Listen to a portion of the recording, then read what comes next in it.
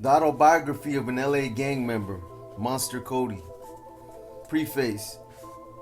Helicopters hover heavily above, often no higher than treetops that dot the battlefield. Staccato vibrations of an automatic gunfire crack throughout the night, drowned out only by explosions and sirens.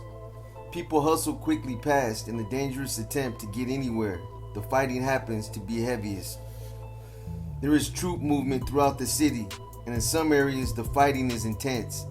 The soldiers are engaged in a civil war, a war without terms, a war fought by any means necessary with anything at their disposal. This conflict has lasted 9 years longer than the Vietnam. Though the setting is not jungle per se, its atmosphere is as dangerous and mysterious as any jungle in the world.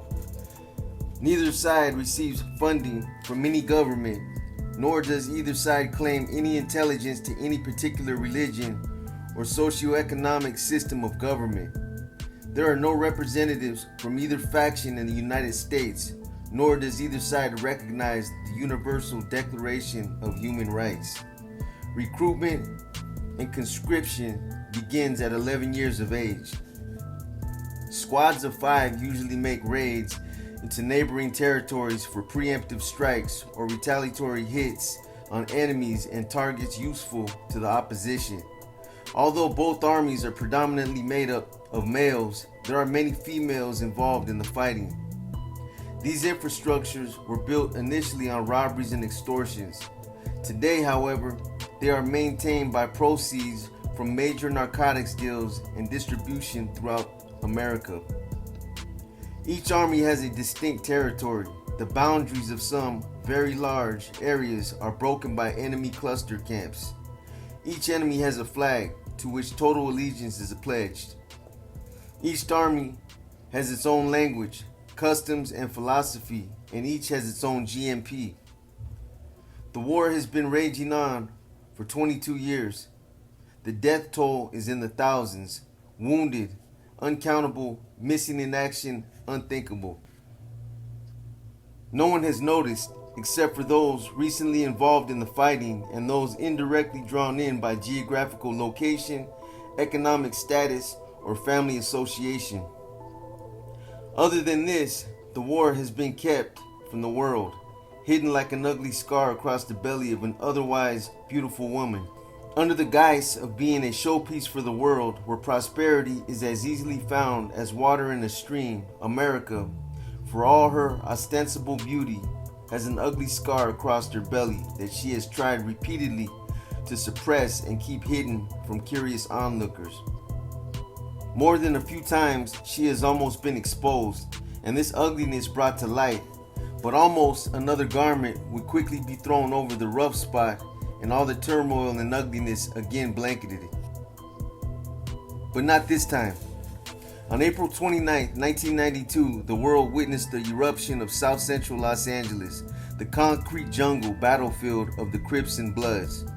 The scar of over 20 years that had been tucked out of sight and passed off as just another ghetto problem burst its suture and spewed blood all across the stomach of America. People watched in amazement as gang members, soldiers of the Crip Army, pelted cars with rocks, sticks, and bottles, eventually pulling civilians from their vehicles and beating them. This was hours after they had routed a contingent of LAPD officers. Troop movement escalated and Los Angeles was set ablaze. All this began on Florence in Normandy and South Central, the latest third world battlefield. I have lived in South Central Los Angeles all my life. I grew up on Florence and Normandy. This is part of my territory. I was recruited into the Crips at the ripe old age of 11. Today I am 29 years old. I am a gang expert, period. There are no other experts except participants. Our lives, mores, customs, and philosophies remain as mysterious and untouched as those of any uncivilized tribe in Africa. I have come full circle in my 29 years on this planet, 16 of those with the Crips.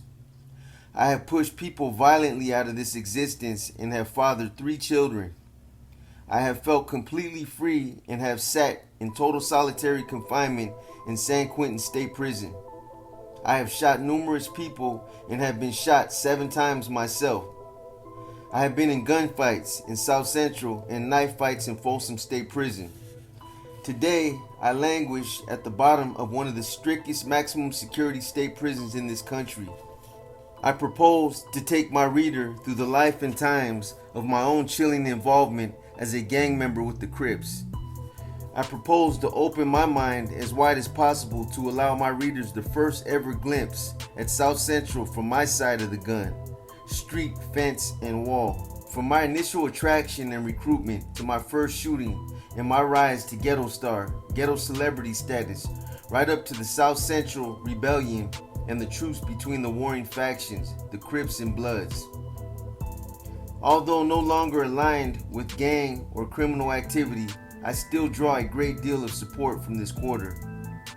Come with me then, if you will, down a side street lined with stolen cars and youngsters armed with shotguns and 38 revolvers, lying in wait for the enemy, all members of a small gang. Then return with me 5 years later as the street is lined with luxury cars, dope dealers, and troops with AK-47 assault weapons, the gang now an army. Let me tell you of funerals that have been overrun by enemy forces and the bodies stolen and killed again for reasons of psychological warfare. Think not that this war is some passing phase to be ironed out with a truce in 5 days. Impossible.